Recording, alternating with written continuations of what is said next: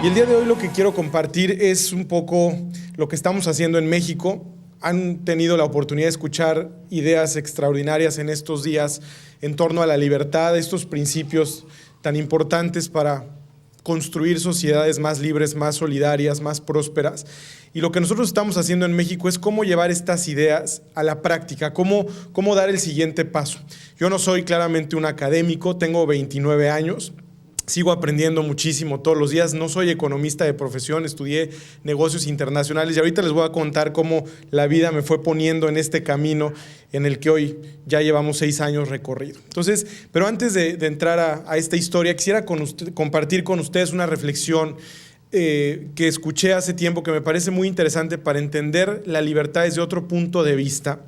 ¿Y por qué es tan relevante en nuestra vida? A ustedes ya les queda clarísimo después de estos días, pero esta reflexión a mí me permitió explicarle a muchos jóvenes, mucho más jóvenes que nosotros y que no han tenido a lo mejor exposición a estos temas, como un primer paso para entender por qué la libertad es tan importante en nuestra vida, como la llave maestra que nos permite a cada uno soñar y convertirnos en lo que cada uno desea. Y esta reflexión empieza cuando observamos allá afuera el mundo de la naturaleza. Todo lo que nos rodea está inmerso en un ciclo de simetría, de repetición y de predeterminación. ¿Qué quiere decir esto? Podemos observar, por ejemplo, cómo las hojas de un árbol se reproducen millones de veces con perfecta simetría dentro de la misma especie. Lo mismo sucede con los animales, con las flores, lo que ustedes quieran ver. Observamos cómo el día y la noche son cíclicos, las estaciones del año. La naturaleza es simetría, repetición y predeterminación. Sin embargo, a esta regla del mundo natural existe solamente una excepción, y somos nosotros, los seres humanos. ¿Por qué? Porque cuando nace una persona, también nace un enigma. ¿Por qué? Porque nadie puede predecir con exactitud qué va a ser de la vida de esa persona. Nadie. Podemos tener un bebé recién nacido en nuestros brazos y desear muchas cosas, pero ¿quién puede saber con exactitud qué va a ser de la vida de esa persona? Nadie. Entonces la pregunta es: ¿de qué va a depender? ¿En qué nos vamos a convertir con el paso de los años? Alguien dijo que nacemos muy temprano, muy pronto, sin la capacidad de comunicarnos, sin la capacidad de alimentarnos por nosotros mismos, de movernos, y por eso nacemos en una estructura, que es la familia, que nos tiene que cuidar, en la que los primeros años somos absolutamente dependientes. Y entonces aquí observamos cómo los seres humanos tenemos, podríamos decirlo, 2 nacimientos. El primero es cuando nacemos del vientre de nuestra madre a la familia, un evento fisiológico. El reto es sobrevivir, los primeros años totalmente dependientes. Y el segundo es cuando nacemos de nuestra familia al mundo, en donde precisamente este es un evento psicológico. El reto es precisamente entender la libertad, ir dejando de lado esa dependencia para entender que vivimos en un mundo en el que todo está conectado, en el que todos dependemos de todos, por más independientes que algunos quieran o querramos ser, decir yo puedo vivir solo, no necesito de nadie. No, en realidad no, todos dependemos de todos. Entonces, este segundo nacimiento es desafiante porque precisamente plantea esa necesidad de descubrir la libertad, de entender, como decía Ángel hoy en la mañana, que la libertad y la responsabilidad son 2 caras de la misma moneda. Asumir esa responsabilidad y ver cómo expandir las posibilidades para que otras personas también descubran y entiendan la libertad y la vivan con pasión y la defiendan por todo lo que ya hemos escuchado. Entonces, es muy interesante observar esto y observar también cómo vemos las personas que tienen este segundo nacimiento con éxito, esas personas que entienden esa libertad y asumen la responsabilidad, y quienes no lo hacen. Hay personas que toda la vida se la pasan quejándose de todo y poniendo pretextos de por qué no hacen las cosas. Y la causa de todos mis problemas pues está en mi familia, mis padres, mis hermanos, mis amigos, el gobierno, el sistema es el culpable de todos los males. Y hay personas, por otro lado, que dicen, bueno, mi vida tiene sentido, yo estoy aquí por algo y para algo, tengo la capacidad de pensar, de crear, de innovar, de transformar. Y la diferencia fundamental es que el primer tipo de personas no ha entendido la libertad y no ha querido asumir su propia responsabilidad. El problema es que cuando culpamos a un sistema de todos nuestros problemas, lo que estamos haciendo es negar cualquier posibilidad de hacernos responsables para transformarlo. Y esto que ocurre en un plano personal, después se traslada a una dimensión mucho más amplia. Lo vemos, lo que sucede en muchos países de la región, como cuando culpamos al sistema y optamos por elegir gobernantes que prometen traer respuesta y solución a todos los problemas, termina siendo un caos absoluto. México es un país que se ha salvado, pero no del todo, todavía. Tenemos retos muy grandes. Y bueno, creo que estamos viviendo en un momento realmente fascinante, un momento de cambio extraordinario en donde todo puede suceder. El año pasado leía el libro que publicó Moisés Naim, El fin del poder, que me parece tan interesante cuando dice, en esta época, en el mundo en el que vivimos de tantos cambios, el poder es más fácil de obtener, pero es más difícil de utilizar y es más fácil de perder. Y eso a quienes creemos en la libertad nos debe de dar enorme esperanza, porque las estructuras de poder se han modificado en los últimos años. Entonces, esto me lleva a la reflexión de otro libro que escribe Gael Gonim, uno de los jóvenes líderes de la revolución egipcia en Google, que trabajaba en Google, en el Cairo, en donde Gael escribe un libro muy interesante que se llama Revolución 2.0, y en la portada de su libro escribe una frase que me parece maravillosa. Y lo que dice es, "The power of the people is greater than people in power". Y yo les digo en México, el día que entendamos esta frase, vamos a transformar este país. El poder de la gente es mucho más grande que la gente en el poder, pero no nos damos cuenta de eso. Y eso me lleva a una tercera frase que me gusta muchísimo, en un libro que escribe Steve Forbes, que se llama Power, Ambition and Glory, en donde dice, haciendo un análisis de los grandes líderes en los últimos 2000 años de historia, independientemente del momento histórico y de las diferencias, hay una constante muy interesante en estos grandes líderes. Dice, cualquier persona que ha logrado algo extraordinario y único, ya sea en la política, en la empresa, en la sociedad civil, en la cultura, en cualquiera de los ámbitos, lo ha hecho de una sola manera. Y ha sido desafiando el pensamiento convencional de su época. Eso es lo que han tenido en común los grandes líderes, que han desafiado el pensamiento convencional de su época. Yo creo que por principio, quienes defendemos la libertad, desafiamos el pensamiento convencional de nuestra época, y así ha sido toda la historia. Cuando ustedes revisan quiénes han sido los grandes héroes de la libertad, precisamente han sido personas que han desafiado el pensamiento convencional.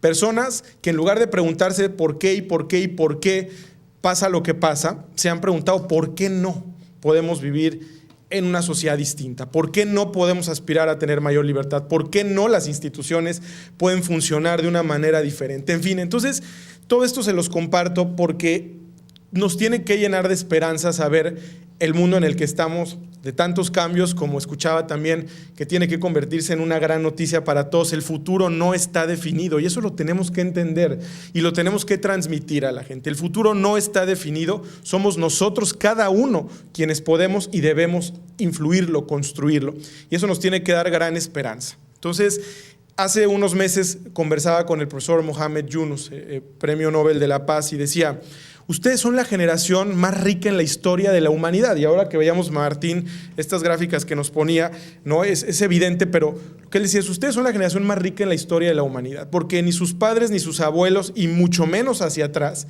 jamás se hubieran imaginado en tener lo que ustedes tienen. Y no se refería a que tengamos necesariamente más dinero en la cartera, sino a los medios con los que hoy contamos para compartir este tipo de mensajes y hacer que mucha más gente conecte con los principios de la libertad. Simplemente tenemos la posibilidad, piénsenlo de esta manera, de vivir en dos realidades al tiempo. Antes esto era impensable. Hoy podemos estar aquí físicamente en este salón, en esta conferencia, y si sacamos el teléfono y ponemos algo en Facebook, en Twitter, si grabamos esta conferencia y la subimos en YouTube, podemos estar en dos realidades al mismo tiempo. Eso es revolucionario. Imagínense que el mundo tardó 1492 años, bueno, más, pero después de Cristo, en saber que del otro lado del océano existía otro continente, 1492 años. Hoy el mundo no tiene que esperar 1492 años para descubrir nada. Cada semana se tiene registro de una nueva galaxia, de un nuevo planeta por la NASA. Los cambios acelerados son impresionantes, la forma como nos comunicamos, todo eso es revolucionario. Ahora, si una persona que entiende la libertad y asume su responsabilidad es una persona que no pone pretextos, jamás tenemos el derecho de decir no se puede cambiar nuestra realidad, no podemos aspirar a algo mejor. No tenemos derecho a decir eso, porque si en el pasado las personas con mucho menos recursos pudieron hacer lo que hicieron, nosotros tenemos todo para transformar nuestra realidad. Con esta reflexión les comparto, yo estudié negocios internacionales, no tiene mucho que ver con esto, pero la vida me puso en este camino de una manera extraordinaria. Dios tiene un momento para cada quien y para cada cosa, y pasa lo que tiene que ser cuando tiene que ser, eso lo aprendí. Y un día hice una reflexión muy corta, dije, bueno, muy rápida, la vida es corta, no importa cuántos años vivamos, 80, 90, 100, aunque las expectativas del nivel de vida sigan creciendo, la vida es muy corta. Yo creo que el propósito de esta vida es ser felices, para eso estamos en este mundo. A veces nos complicamos con muchas tonterías y nos rebuscamos, pero yo creo que el propósito de la vida es ser felices. Y para ser felices no basta hacer lo que nos gusta, tenemos que hacer lo que nos apasiona. Porque hay una gran diferencia entre lo que nos gusta y lo que nos apasiona, pero que a veces nos querramos convencer y lavar el cerebro con que ya estoy en donde tengo que estar por comodidad o por no salir y explorar algo nuevo o no asumir riesgos, eso es aparte. Pero yo creo que esa es la clave. Y ahora, para ser felices, no solamente hacer lo que nos apasiona, sino hacer algo por los demás. Ya veíamos, lo decía hace un momento Martín y lo decía yo hace un momento también, somos interdependientes. No podemos ser tan egoístas de pensar que si yo estoy bien, que si mi familia está bien, pues el mundo que gire solo, a mí que me importan los demás. Entonces, en esta reflexión me di cuenta que mi carrera hasta ese momento me gustaba mucho, pero lo que yo tenía planteado hacia el futuro no me apasionaba. Y fue un descubrimiento interesante, oportuno en ese momento, porque cuando dije, bueno, si lo que quiero no es esto, la pregunta es ¿qué es lo que sí quiero? Y yo no había tenido oportunidad de conocer el mundo de los think tanks, de las ideas, hasta ese momento, pero tuve oportunidad de conocer a una amiga que quiero muchísimo, que se llama Carolina Bolívar, que durante 25 años tuvo el Instituto Ludwig von Mises en México, y ella fue quien me empezó a contar su historia, la historia de muchos de sus amigos, colegas, miembros de Mont Pelerin. Ella fue invitada por el propio profesor Hayek a ser parte, y bueno, realmente historias apasionantes de cómo se habían construido muchos de estas instituciones, qué habían hecho en sus países, y ese fue el momento en el que encontré la respuesta de qué era lo que quería hacer. Entonces, antes de terminar la carrera, me fui a estudiar a Washington, a Georgetown. Trabajé en Cato para tratar de entender mucho mejor qué hace un think tank, cómo lo hace. Y vuelvo a México y a partir de eso decido emprender una aventura en la que mucha gente no creía. Hace 6 años, en el 2008, nació IPEA. Lo fundamos como el primer think tank de jóvenes en México, Instituto de Pensamiento Estratégico ahora. Y lo primero a lo que me enfrenté fue a enormes prejuicios, pero ni siquiera de la gente del otro lado, sino de los propios liberales que decían, no tienes experiencia, tienes 23 años, no tienes maestría, no tienes doctorado, ¿qué vas a hacer? ¿No? Y yo dije, estoy de acuerdo con todos ustedes, me falta mucha experiencia, pero tengo una enorme pasión por hacer las cosas y una enorme determinación, y lo demás lo voy a aprender en el camino, pero vamos a hacer realidad esta institución. Entonces empezamos desde cero, con muchos retos, por supuesto, muchos desafíos, pero ha sido apasionante esta historia. 2008 nace IPEA. Empezamos a trabajar con jóvenes como ustedes en distintas universidades públicas, privadas, a formarlos en todos estos temas, y a partir de eso empezamos a generar proyectos de investigación para que no sean solamente un grupo de académicos los que generen estas soluciones y estas propuestas, sino que vengan de los jóvenes, que nosotros, una vez entendiendo todo esto, podamos plantear soluciones distintas al país y podamos involucrarnos de una manera diferente para ser agentes de cambio, para dar resultados y para no quedarnos en el discurso, en el paper y nada más en la conferencia, sino dar el siguiente paso. En el 2010 aprendimos que esto era muy importante, pero no era suficiente.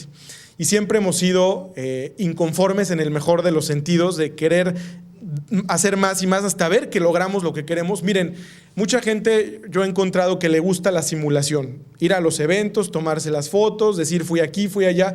La pregunta es, ¿qué estás haciendo para transformar la realidad de manera muy concreta? Y no nos podíamos conformar con que IPEA fuera una organización más que estuviera nada más discutiendo y debatiendo entre la misma gente. Teníamos que salir y encontrar a jóvenes que nunca hubieran escuchado estas ideas para irlos enamorando de por qué es tan importante entender y defender la libertad. Y entonces, en el 2010 hicimos una propuesta sobre la reforma laboral para flexibilizar el mercado laboral en México.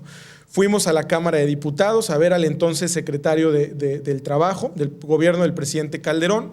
Nos recibieron, nos escucharon, nos felicitaron porque decían, normalmente los jóvenes no vienen a proponer y a dialogar, sino marchan, gritan afuera y están mentando madres contra el gobierno, pero no están buscando realmente soluciones diferentes y una propuesta formal.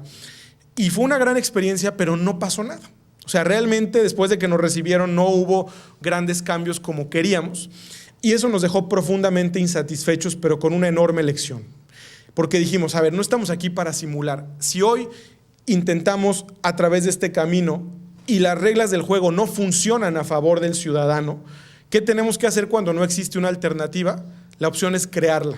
Pero no nos vamos a conformar y no nos vamos a resignar y no nos vamos a quedar con los brazos cruzados. Y entonces surge un sueño muy grande de crear una nueva organización que es precisamente 1 millón de jóvenes por México, porque dijimos, bueno, IPEA como think tank tiene que seguir haciendo su trabajo y seguir en su rol de pensar y de generar ideas, investigación, propuestas, pero no nos podemos quedar a ese nivel. Necesitamos algo mucho más grande y mucho más contundente, que sea un brazo que permita llevar esas ideas y esas propuestas a la práctica, y no solamente de IPEA, sino de otros think tanks también aliados y organizaciones que en México se han quedado en la misma disyuntiva cuando sus propuestas no llegan más allá porque los obstáculos que pone el gobierno son suficientemente grandes. Entonces, antes de lanzarnos a esta gran aventura, publico este libro, es el segundo libro que escribo, se llama 1 millón de jóvenes por México, en donde está explicado todo este proyecto. El primer libro lo escribí cuando tenía 19 años, hace 10 años, es un libro sobre liderazgo para jóvenes emprendedores, pero este libro ya plantea el proyecto completo. Lo que hacemos aquí en este libro, y hablo en plural, hacemos porque finalmente no es un mérito personal. Empezamos en un trabajo muy interesante en equipo con jóvenes en distintas universidades, ciudades. Lo primero fue, vamos a pensar cuál es ese México que soñamos y en el que queremos vivir, no el próximo 3, 6, 10 años, porque el problema en México es los periodos de gobierno a nivel presidencial son sexenales, son cada 6 años sin reelección. Entonces cada 6 años se repiensa el país y se quiere volver a empezar desde cero y se pierde muchísimo. Nosotros dijimos, vamos a trascender los periodos políticos y vamos a pensar en el país que queremos vivir hacia el año 2050, porque la experiencia nos ha mostrado de que países que han logrado dar esos saltos importantes al desarrollo han pensado en el largo plazo. Nosotros tendemos a ser muy cortoplacistas y muy egoístas, y es lo que yo puedo hacer en este tiempo y lo demás no me importa. Entonces, la visión que se plantea en este libro para México es hacia el 2050. ¿Cómo queremos vivir en un país mucho más libre, con un Estado de Derecho mucho más sólido, un país más seguro, un país más justo, etcétera, etcétera, etcétera? Ahora, ¿cómo lo vamos a lograr? Es importante primero tener la visión de hacia dónde quieres ir, si no, no llegas a ningún lado, pero una vez que sabes a dónde vas, ¿cómo te mueves hacia allá? Y lo que hicimos fue algo muy interesante, fue proponer una agenda de libertad y de corresponsabilidad para el país. ¿Por qué? Porque partimos de que la agenda hoy en el país está secuestrada. La agenda está en unas cuantas manos de los partidos políticos, de los sindicatos, de los grupos de interés. Una agenda de libertad tenía que ser una agenda que surgiera de abajo hacia arriba. Tenía que ser una agenda construida por los ciudadanos, principalmente por los jóvenes, en donde tuviéramos la oportunidad y la capacidad de identificar cuáles son las necesidades más apremiantes a nuestro alrededor y a partir de eso poder generar soluciones y propuestas diferentes. Pero algo muy importante también es la corresponsabilidad, porque uno de los problemas en nuestros países en Latinoamérica es que buscamos que el gobierno se haga cargo de todo. No, una vez que identificamos un problema, queremos que el papá gobierno venga y lo resuelva y se encargue. Y ese es parte del problema mayor. Entonces, la corresponsabilidad que planteamos es, el gobierno debe tener un rol limitado, pero debe tener un rol, y nosotros tenemos que identificar qué es lo que dentro de ese rol le corresponde hacer en los distintos temas. Nada más, no tiene que meterse más. Pero más importante que saber qué es lo que tiene que hacer el gobierno es saber qué tenemos que hacer como ciudadanos. Entonces la agenda se convierte en un espejo en donde decimos no puede haber exigencia a la autoridad si no hay un compromiso ciudadano. Y cada uno de los temas así lo planteamos. Esto le exijo al gobierno, tiene que cumplir con esto de manera limitada, pero yo a esto me comprometo. De tal manera que no haya una persona que ponga pretextos y diga yo no voy a hacer la parte que me toca. Entonces, una vez que quedó planteada esta agenda de libertad y corresponsabilidad, el siguiente reto era ¿y cómo aterrizas la agenda? Porque puedes tener muy buenas ideas, puedes tener un libro publicado, pero ¿cómo llevas eso a la realidad? Y lo que empezamos a hacer fue muy interesante. Hace 2 años, en pleno periodo electoral, lanzamos esta red. Hoy es una red que tiene presencia en 18 ciudades del país. Tenemos equipos de jóvenes trabajando, tenemos más de 160,000 jóvenes ya afiliados, lo cual ha sido extraordinario. Y lo que hacemos son 2 cosas. Por un lado, un trabajo local muy importante en donde cada uno de estos grupos de jóvenes identifica necesidades locales. Son distintas las necesidades en Mérida y en Cancún que en la Ciudad de México, o que en Tijuana, o en Monterrey, o en Guadalajara. Un país tan grande. Entonces, cada uno de estos grupos hace un trabajo a nivel local, busca una interlocución con los alcaldes y con los gobernadores para avanzar esta agenda de libertad. Son jóvenes que se están moviendo en los medios de comunicación, jóvenes que aparecen en radio, en televisión, que escriben en los diarios, hablando sobre estas ideas. Y a nivel nacional, entre todos los grupos del 1,000,000 de jóvenes, impulsamos temas en el Congreso a nivel federal. Entonces, este año les comparto muy rápido, para terminar, tuvimos una gran experiencia porque algo que teníamos muy claro desde el principio fue para generar confianza, que es lo más difícil y el reto más grande, hacia adentro y hacia afuera, hay que dar resultados muy pronto. Hay que tener victorias tempranas que te permitan asegurar que la gente realmente se siente empoderada y capaz de hacer las cosas. Y entonces hicimos una batalla que al principio muchos dijeron que íbamos a perder. Cuando se aprueba la reforma política el año pasado en México, hay una figura muy importante que es la iniciativa ciudadana, que por obvias razones los legisladores dejaron de lado porque no les interesa que el ciudadano esté empoderado y que tenga facultad para participar de manera mucho más activa en la vida pública. Entonces lo que hicimos fue sacar esa iniciativa y decir, señores, esto está mal planteado, está incompleto y no sirve para nada. Pero como es una figura tan importante para ir ganando terreno en el camino de la libertad, necesitamos asegurar que esto funcione. Entonces sacamos la iniciativa y empezamos una estrategia muy interesante en Twitter. Por eso les decía de verdad que hoy las herramientas que tenemos a nuestro alcance no podemos menospreciarlas. Imagínense lo que fue. Una mañana de lunes, empezamos a las 8 de la mañana, todos los jóvenes de toda la red en el país, sacamos la lista de los senadores que integraban las 4 comisiones dictaminadoras: Gobernación, Justicia, Anticorrupción y Estudios Legislativos, y empezamos a tuitearles, jóvenes desde todo el país, a estos senadores y a decirles, señores, necesitamos que escuchen nuestras propuestas, necesitamos que la iniciativa ciudadana se plantee de una manera diferente, queremos, por favor, ser considerados. Fue tan intenso el bombardeo en Twitter las primeras 4 horas que 3 senadores nos llamaron por teléfono y me dijeron, Armando, queremos reunirnos con ustedes y queremos saber qué quieren proponer, porque estamos recibiendo demasiados mensajes de todo el país y ¿qué es esto? ¿No? Sintieron que se les venía la bola de nieve enorme. Y entonces dijimos, perfecto, vamos a dialogar. Y así, gracias al carácter apartidista que tenemos en la red, tuvimos oportunidad de sentarnos uno por uno con los senadores de todos los partidos políticos a decir, esto es lo que queremos para el país y así es como lo queremos. Mucha gente se reía de nosotros y decían, ustedes no van a lograr cambiar ni una coma del dictamen que ya venía con inercia muy fuerte de la Cámara de Diputados y que había instrucciones del gobierno de que se aprobara en esos términos para que obviamente esa figura nunca sirviera. Y dijimos, bueno, pues vamos a ver, esta es una batalla en la que vamos a probar esa fuerza. Y entonces fue increíble, intensamente estuvimos en redes sociales, principalmente fue Twitter la herramienta, fuimos a medios de comunicación tradicionales, presionamos y presionamos y presionamos. Primero logramos que creían que no iba a ser posible, que el día que se tenía que votar el dictamen, frenamos la votación. Ya estaba apalabrado entre los senadores porque había una instrucción y el PRI en México vota de manera vertical. O sea, la orden viene de presidencia y entonces el partido vota automáticamente lo que los legisladores votan lo que se acordó, ¿no?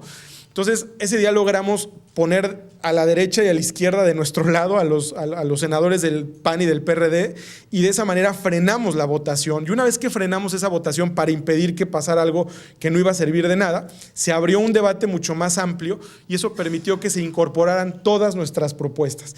Y la gente que decía que no íbamos a lograr cambiar una coma, finalmente modificamos 7 artículos y todas las propuestas que teníamos se incorporaron. Entonces, fue increíble cuando el Senado aprueba la iniciativa ciudadana en todos los términos que planteamos, se manda a la Cámara de Diputados, se ratifica y el presidente la promulga y se publica, en el Diario Oficial. Entonces, esto verdaderamente, hoy se los cuento muy rápido, fue una batalla de más de 3 meses, verdaderamente intensa, que lo que hizo fue demostrar que hoy los ciudadanos tenemos herramientas distintas, que tenemos la capacidad de movernos y de incidir en temas que antes parecía que era simplemente imposible. Entonces, hoy estamos muy entusiasmados de ver lo que está sucediendo.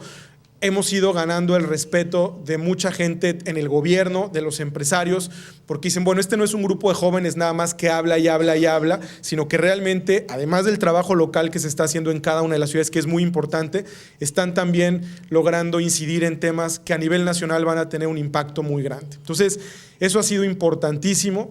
Por supuesto, habrá muchas batallas más. Esto nos ha costado mucho. Yo estoy contando toda la parte positiva, pero en el camino ha habido amenazas de parte de gente en el gobierno, ha habido todo tipo de señales para tratar de que frenemos este esfuerzo, porque finalmente el temor es, bueno, son muchísimos jóvenes, hoy el país tiene una edad promedio de 27 años, somos la generación más grande en la historia de México, de jóvenes, entonces la preocupación es en qué se puede convertir todo esto, ¿no? Finalmente, para dar certidumbre, por eso hay un libro en donde se explica el proyecto, tenemos los principios muy claros, las ideas muy bien definidas, entonces lo que queda es seguir trabajando y demostrar que los jóvenes podemos ser agentes de cambio, que no solamente somos parte del problema, sino de la solución, y por eso, como hemos dicho, desde que nace 1 millón de jóvenes, nosotros vamos de la protesta a la propuesta. Normalmente a los jóvenes se nos clasifica con la protesta únicamente, con la rebeldía, con la inconformidad, y qué bueno, finalmente ese espíritu idealista y ese afán de asumir riesgos y de hacer las cosas de una manera diferente es lo que nos caracteriza, pero no podemos transformar un país saliendo a marchar a las calles, aunque seamos 1 millón de personas en la calle, eso no va a cambiar la realidad. No podemos transformar la realidad de un país solamente quejándonos y señalando y protestando. Yo veo a muchos amigos liberales que se escandalizan verdaderamente cuando nosotros tenemos acercamiento con el gobierno, porque dicen, ¿cómo se atreven a hablar con esa gente? Bueno, es que si tú no buscas el diálogo y si no buscas la interlocución, no llegas a nada. O sea, al final no son dos mundos totalmente ajenos. Lo decía también Mario Vargas Llosa en una ocasión, nos decía, los jóvenes no pueden darle la espalda a la política, por más despreciable que sea en nuestros países, vivimos en sistemas que funcionan de esa manera. Y hay que entrarle y ver cómo podemos empezar a cambiar. Y bueno, eso requiere de atreverse a hacer cosas distintas. Finalmente, esto que estamos haciendo en México es apenas abrir un camino, y siempre que se abre un camino se enfrenta uno con muchas cosas de todo tipo y de todos tamaños. Pero yo creo que aquí lo más importante es que la pasión y que el amor por la causa y que el optimismo siempre sean mucho más grandes que todos los obstáculos. Tenemos que demostrar que sí se puede. Tenemos que demostrar que los jóvenes no tenemos que esperar 20 años para hacer las cosas, no tenemos que, muchas veces parte de desafiar el pensamiento convencional que yo les decía es no hacer caso a la cantidad de nos que nos enfrentamos en el camino, porque la gente te va a decir, no lo hagas, no se puede, no, esto nunca va a cambiar, esto siempre ha sido así, y entonces precisamente ahí es cuando tiene que salir esa pasión y esa fuerza y decir, ¿por qué no? ¿Por qué no? Desafiar y seguir caminando y demostrar que vale la pena este recorrido. Entonces, si algo de lo que estamos haciendo en México les puede servir, yo estaré encantado de compartir más con ustedes a detalle. Aquí tenemos algunos ejemplares del libro por si alguien lo quiere leer, y también traje algunos ejemplares de este reporte que es el informe anual que hacemos de IPEA y de 1 millón de jóvenes por México, para que conozcan un poco más lo que estamos haciendo, invitarlos a participar también a nuestros programas en algún momento. Si alguno de ustedes quiere venir a México, será bienvenido. Si quieren seguir aprendiendo sobre todas estas ideas, muy pronto tendremos un programa que hacemos que se llama Universidad IPEA, en donde hemos tenido jóvenes de varios países de la región, pero nunca de Panamá. Entonces, ojalá que pronto tengamos a los primeros panameños y conferencistas amigos como los que hoy están acá, que han pasado por ahí, y otros que ya estarán visitándonos muy pronto. Así es que muchísimas gracias de nuevo por la invitación, gracias por su tiempo, felicidades a todos por haber tomado la decisión de invertir estas horas en estos últimos días en un evento tan relevante como este, y ojalá que cada año seamos muchos más, ojalá que este mensaje no se quede dentro de estas paredes, sino que seamos capaces de transmitirlo. Como decían con mucha sabiduría un empresario al que quiero mucho en México, dice, sí, la palabra mueve, pero el ejemplo arrastra. Y yo creo que la mejor manera de entusiasmar a muchos jóvenes más de que la libertad, como dijo el Quijote en esa frase que ponía Gonzalo, que por la libertad, así como por la honra, se puede y se debe aventurar la vida, la mejor manera es vivir con esa pasión y transmitir con el ejemplo, para que cada día seamos muchos más los que estemos en este camino y que en unos años podamos contar una historia diferente para toda América Latina. Muchísimas gracias por